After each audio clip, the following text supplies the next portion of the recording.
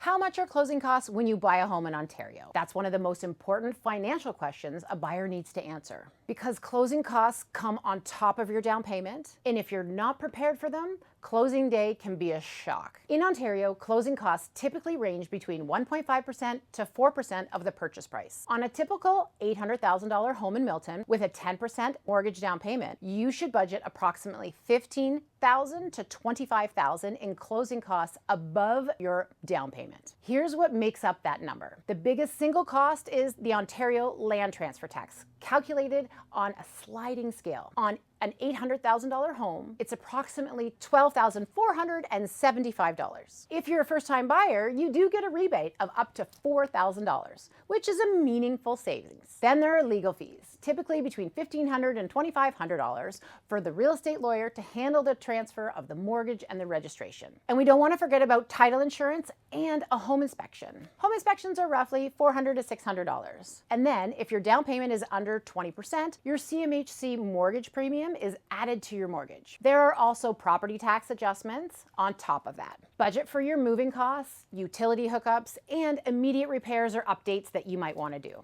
One of the things that the Flowers team does for every single client is walk through a complete closing cost estimate or a net sheet. We want to do that early so that you go into the process with open eyes. That's how we make sure that there are no surprises. If you'd like to understand exactly what you'd be looking at on a specific property, get in touch with us.